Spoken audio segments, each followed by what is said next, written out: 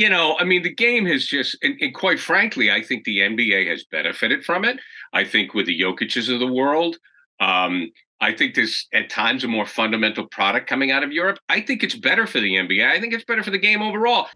The Ryan Goodman and Tangway podcast is brought to you by FanDuel, the exclusive wagering partner of the CLNS Media Network. All right. It's that time again. Bob Ryan, Jeff Goodman, again taking the day off along with Tangway, along for the Ride podcast. One of my old classmates, Dan Smith, up in Maine, is the executive producer and chief engineer of this show. Bob, tell everybody where you are and what's in the background. I mean, I know where it is, but what is it? That is Webb Lake, which is located in, I would say, west central Maine. It's about 20 miles from Farmington. And of course, it's in the greater Mexico area, as anyone should know. And this is where we're spending a good deal of time this summer. And I'll be here for another week or two, a week or so. And that's the background. The lake, this is where we're sitting. I'm looking right out at the lake and every day. It's a very bucolic spot. And it is one of the best kept secrets, and hopefully we'll keep it that way. But Western Maine is gorgeous. And Danny, thanks a lot for the help. Okay, we are sponsored by FanDuel. Get ready for the NFL season with incredible offers from FanDuel, America's #1 sportsbook. Right now, new customers can bet $5 and get $200 in bonus bets guaranteed. All right, Bob, you're following the U.S. World Championships. USA lost. Your thoughts on that, and what does it mean for the program? Well, it's not. We sent a B plus team, and we paid the price. We lost to Germany today by 2 points. We were down 10 points late. Made a fireman finish, didn't make it. Lost by 2. I think it's the 111, 109, something like that. Germany has NBA players. You'll love this, Gary. 24 points today out of Daniel Theis. He was 10 for 15 from the floor. Good for him. Our old friend in Celtics, Daniel Theis, was a star today. Of course, you have the Wagner brothers, Franz and Moritz, and of course, Dennis Schroeder, who was a prominent again. We had played Germany in the run-up in Abu Dhabi. That game was televised. I watched the whole thing a couple of weeks ago. We were down 16 points in the third. We made a big comeback, and we won going away. And I wondered when it was over, should I be happy or sad about that? And how do I feel about that? And turns out I should have been sad. It was a real omen. And we struggled. Of course, we already lost to Lithuania on the way, but we made it to the medal round. We walloped Italy in the preceding game, and now we paid a price. We lost to Germany, who will play, by the way, Serbia, who beat Canada, who I thought had a team that had a real shot at it. And the thing about Serbia, you don't know who any of these people are because Jokic didn't even play. And Serbia remains for 30 years, going back to when it was one of the republics that made up the old Yugoslavia. Serbia has been a power in international basketball for over 30 years, and it remains so. And congratulations to them. I think it's wonderful that they beat the two great North American powers. I mean, Canada was loaded. They had everybody they should have except Bob, I know you're sad, but let me see if I can help you out a little bit here. I'm going to be the optimist. Isn't it cool that it's an international game? I mean, the game has just, and quite frankly, I think the NBA has benefited from it. I think with the Jokic's of the world, I think there's at times a more fundamental product coming out of Europe. I think it's better for the NBA. I think it's better for the game overall. I mean, let's face it, look, I'm as patriotic as the next guy, but when it comes to the nationalism, because of the world is so small, it's kind of not the same. Okay, you're right. Oh, I'd be the first to argue that, I've been trying to explain to people for a long time that how the Dream Team was created, why it was created, had nothing to do with our desire to avenge the loss in Seoul in '88. It was all about the head of FIBA who wanted to raise the bar for the rest of the world, to show them where they have to be. And that was the derivation of enticing the Americans to come in the Olympics in '92 with the so-called Dream Team. Okay. I'm happy. Every year, there's over 100 quote-unquote internationals on NBA rosters. And as you said, Germany has got the 4 guys who were prominent in beating us today are NBA players. And one of them is going, I think Franz Wagner is a star in the making. So good luck to them. I mean, happy for them. Oh no, I say sad. I still root for us. I want us to win. Sure. But here's one big takeaway that was driven home in the loss to Lithuania. The great big men of the world are all developed outside the United States. Right. Are we paying the price? Now, this is a two-edged sword here. I have to lay the background. Are we paying the price for the fact that our big men are no longer bred to be big men? That they're all supposed to be standing out there shooting threes. They're supposed to be stretching the floor. That they're not pivot-oriented players anymore. They're not low-post aircraft carriers, as the late Al McGuire would say. Lithuania out-rebounded us badly. They tortured us inside. And concurrently, Garrett, they hit their first 9 threes. That's in the game that we lost to Lithuania. Germany, now we were 12 for 25 on threes ourselves today. We can't, you can't just, that's okay, fine. But our inside game was lacking. And here's the 2 big men that we had on the team. Jaren Jackson Jr., who was the Defensive Player of the Year, and that's his forte, blocking shots and clogging the lane. He's a so-so offensive player. And Walker Kessler, who I believe got a DNP today, who was a second rookie, and he's a shot blocker, not noted for his offense. That was our so-called big men. The cry went up immediately after the Lithuania loss.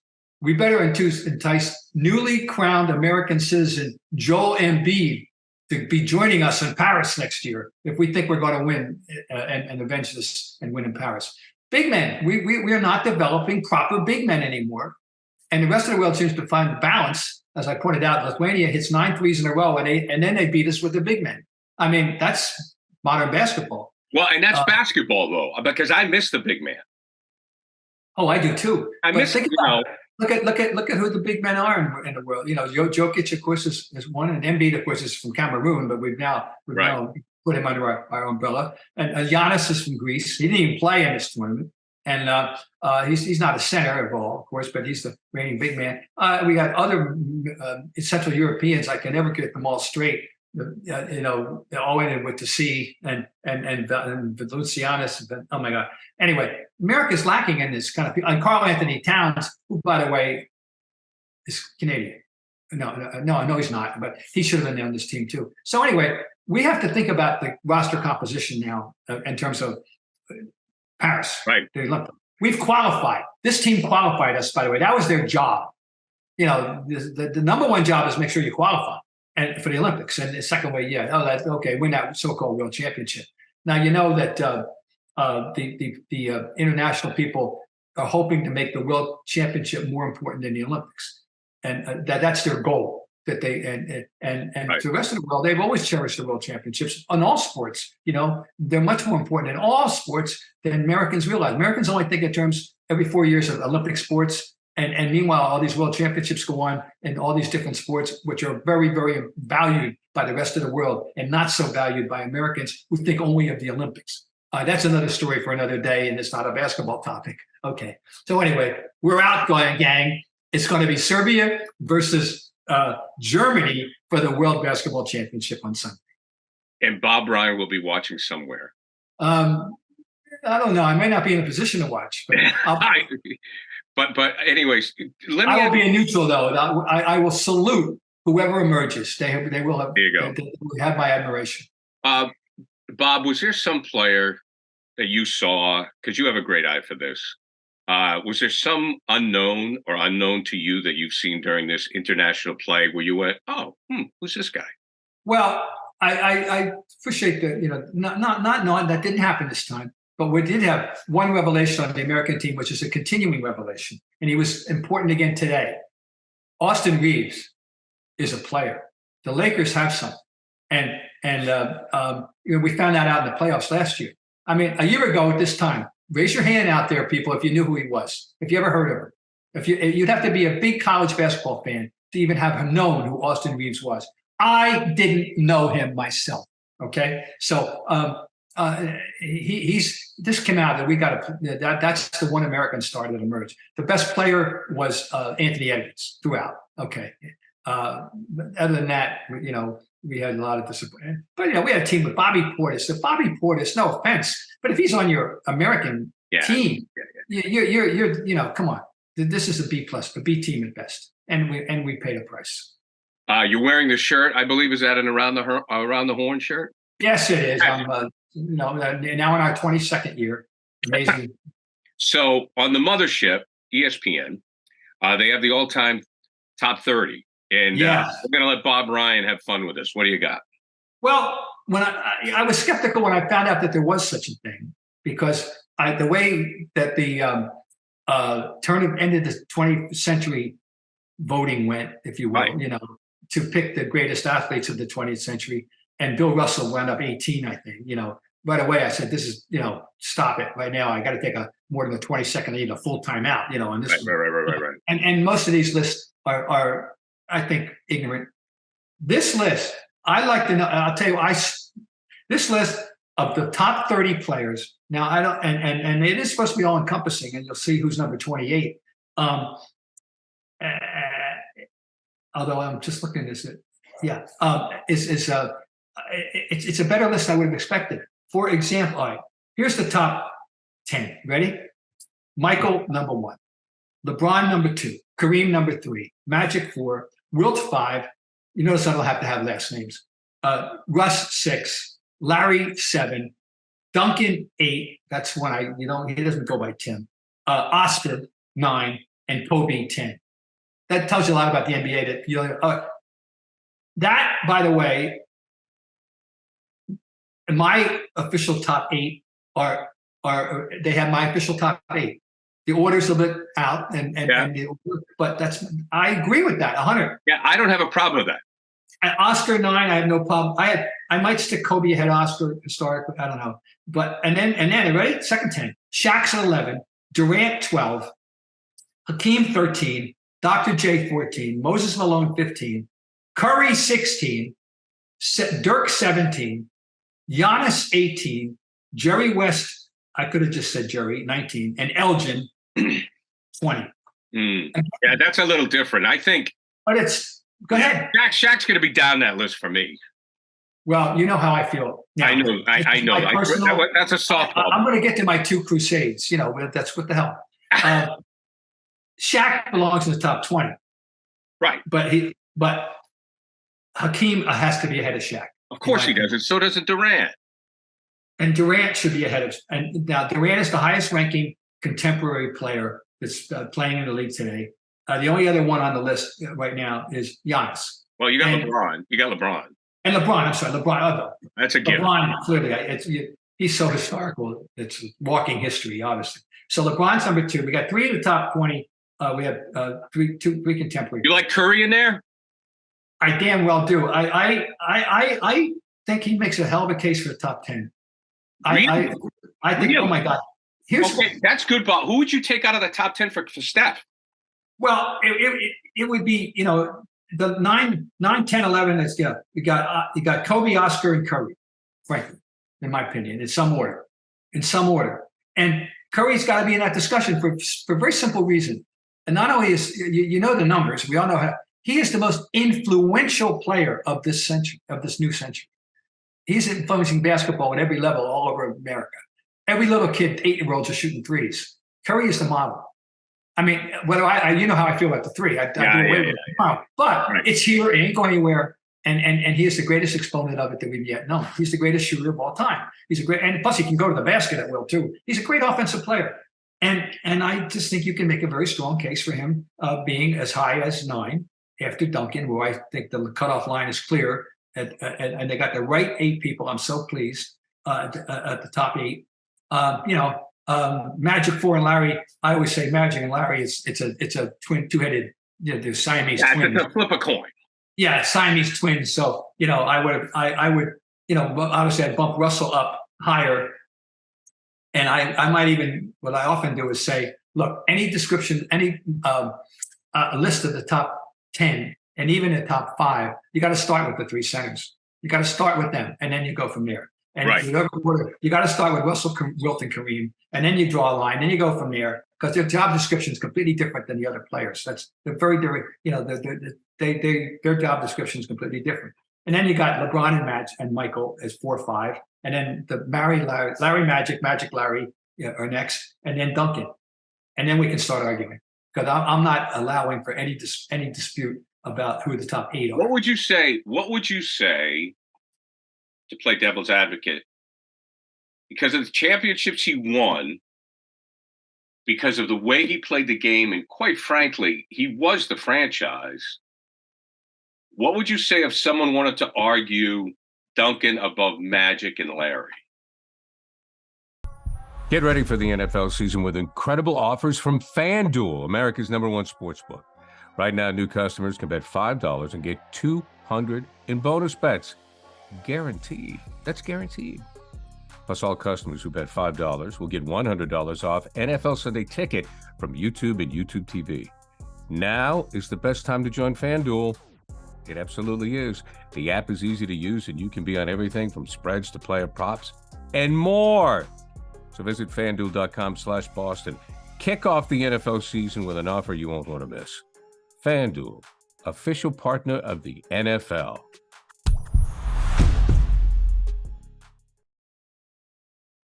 I would not dismiss that person as a fool at all. I would respect that reasoning, and I would just say, okay, and it wouldn't be the worst thing in the world, but I think that those two guys, their impact was even. Well, the impact, forget it. I mean, look, even though he won, yeah, he did win 5. He did win more, than Larry. He only won 3. And that, it would be an interesting argument, but he's worthy of the discussion. I'm not going to dismiss anybody. Yeah, I never would have thought of it until you mentioned it. Like when you mentioned Larry Duncan, that's the first time I ever thought of it. I think obviously Duncan got hurt because he was playing in San Antonio. I mean, if he had been in New York and LA, I think, and also he's a very private person. I mean, Duncan was not doing the endorsements. He wasn't, oh no. He wasn't doing the whole commercial thing, the way Larry did and Magic did, quite frankly. But I think that your point about Magic and Larry, and I don't know if this enters into the qualification, but at the time, as we remember, the NBA was on tape delay. So you needed those two. Do you want to go over your bottom, the next 10? Just go, keep going. Just because. Okay, so from we got the 20. 21 is Garnett. 22 is Charles. 23 is Karl Malone. 24 is Stockton. Interesting, they come in the same cluster, which they should. 25 is David Robinson, the Admiral. 26. Now I have a soapbox mounting again. John Havlicek. I'll get to that. 27, Isaiah.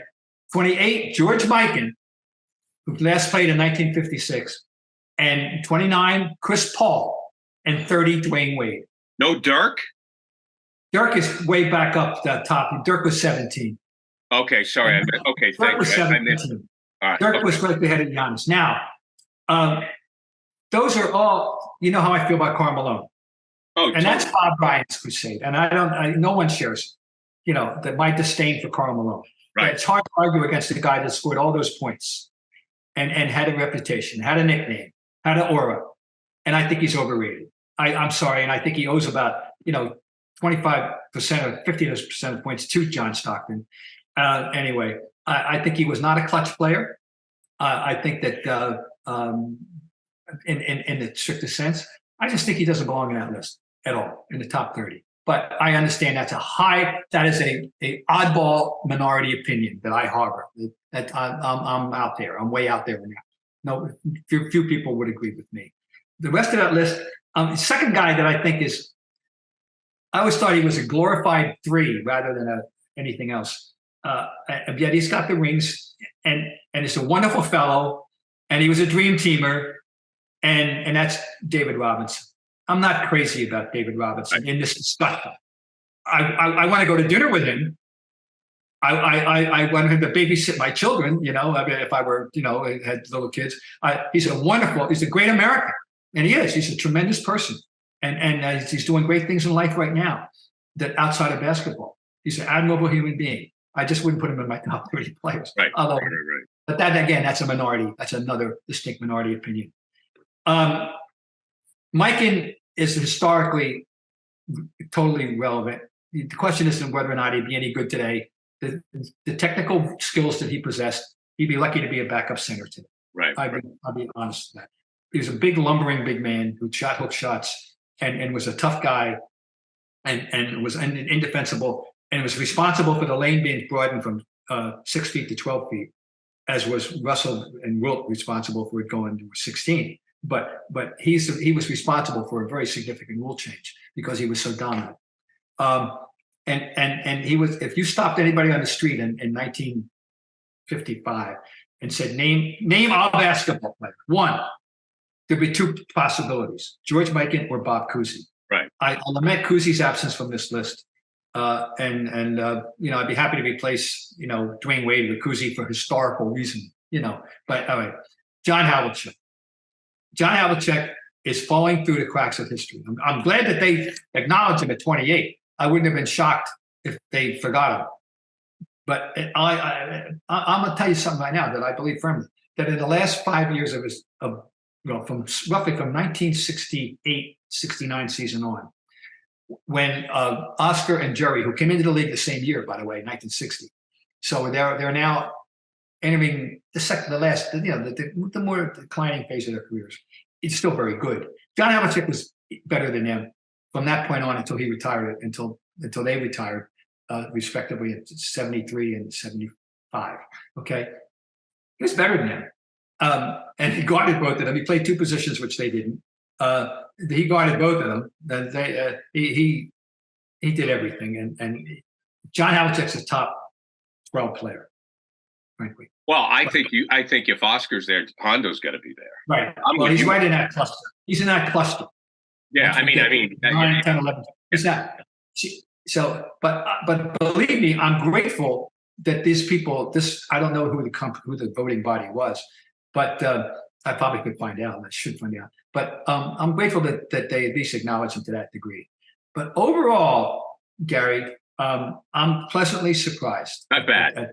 At the quality of the list. And we're all going to have our individual foibles, our individual preferences, our individual, likes and dislikes, and not everybody's going to agree with me. And I'm sure there's somebody out there that has targeted someone as I had targeted Karl Malone, and will say, "Please stop it," and that's fine. But overall, it's a good conversational list. I think it's interesting. You think about how things evolve and will evolve. Obviously, there are three contemporary players you could go see tomorrow night if they were playing on this list: LeBron, Durant, and Giannis. Giannis by far the youngest. He's not 30 yet.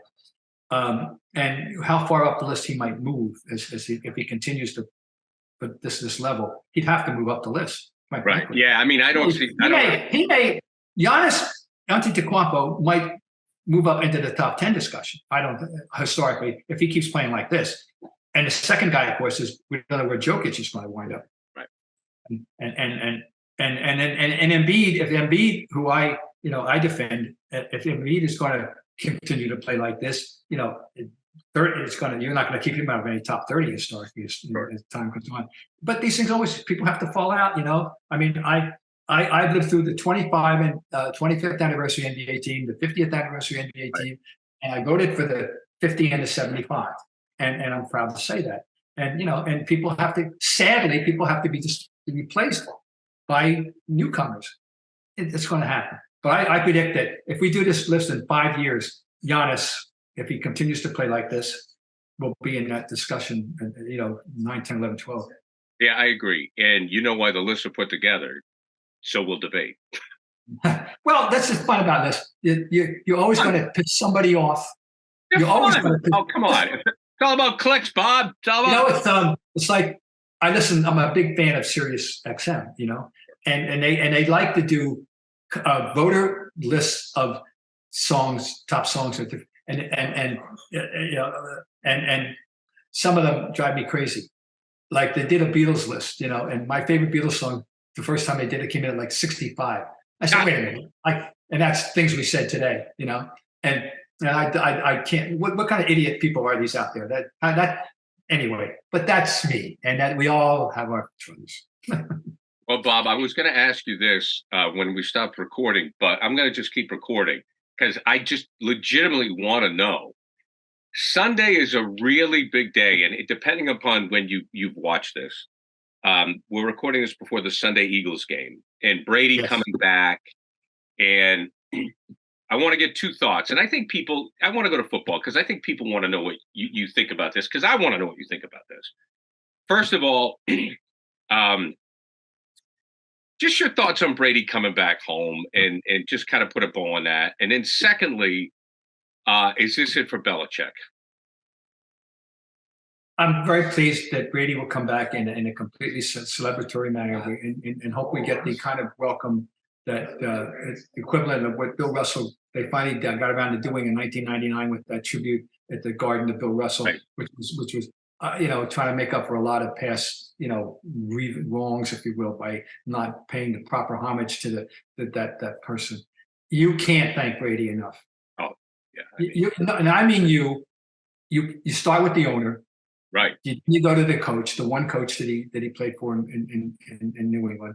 You go to the media. You go to the fans. All of us. We can't thank him enough. What he gave us, and there's no question he was as influential and a team's success at sport over a period of time as anyone ever was. And you can argue was number one, just for the sheer longevity of it all. Your first championship coming in 2002, and your last coming in 2019. There's never been anything like that in the history of the NFL.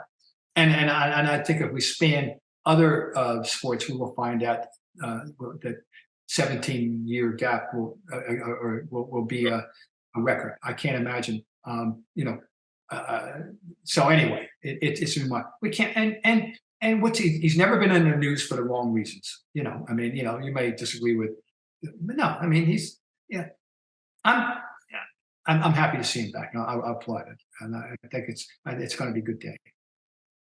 I'm worried about the team, though. I think they're going to get shellacked.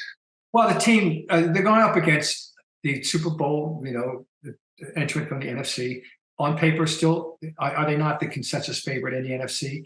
They got the new flavor of the month. They have it with Jalen Hurts, and it's nice to see him come to our environment. They may, but it's going to be a real test. This is like, instead of getting a quiz, they're getting a final exam on opening day. Yeah, I mean, but do you think Belichick has lost it? Do you think coaching wise, when it comes to the coaching and the front office of the Patriots, have they lost their fastball?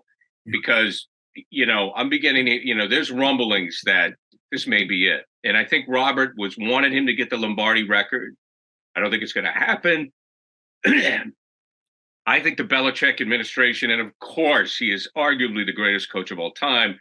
I think the Belichick administration is at the crossroads here, big time. I do too. And I think people are closing in on him in that regard. And this is where, he doesn't get the benefit of the doubt that he deserves, maybe, but some people, because all that standoffishness, all that imperial behavior, all that condescension could come back to haunt him once you're not producing the way people think you should. And the thing is, there's two entities here.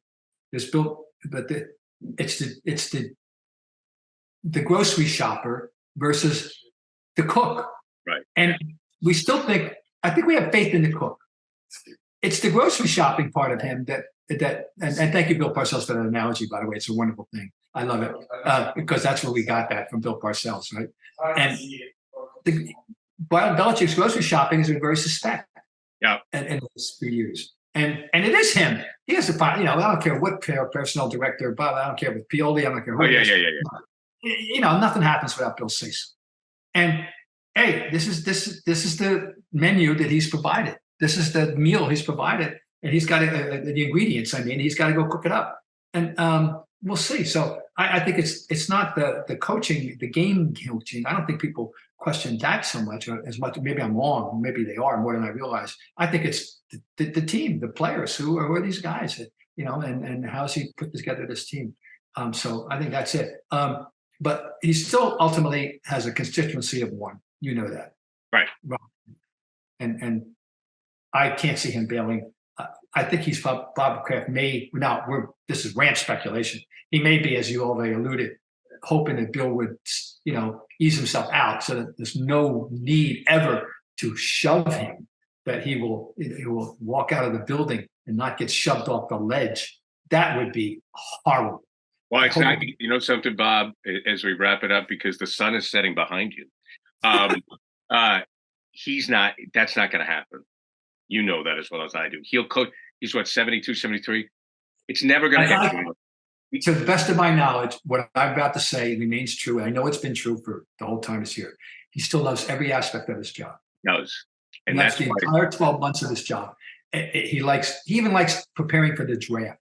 He loves to go to the Senior Bowl. He loves to look at the film. He loves that. He loves OTAs. He loves practice. He loves Sunday. He loves Thursday night. He loves Saturday. And whatever day they give him to play, Monday night, he loves the games. He likes everything. And that includes, and he doesn't even mind. I think he has fun with the media. My premise has always been that that's his personal amusement is to mess with the media. Well, from what I read, he's single now. So, what else does he have to do? So just, Jen, I unfortunately, I don't think it's going to end well, which is really too bad because that guy should be sent out. He should be given like a hero's soiree. And unfortunately, I don't think it's going to happen. Bob, enjoy the lake. We shall. All right, Bob Ryan brought to you, and Jeff Goodman, who'll be back next week. Tag way along for the ride. Brought to you by FanDuel. Get ready for the NFL season with incredible offers from FanDuel, America's #1 sportsbook. New FanDuel customers can bet $5 and get $200 in bonus bets, guaranteed. Plus, all customers who bet $5 will get $100 off NFL Sunday Ticket from YouTube at YouTube TV.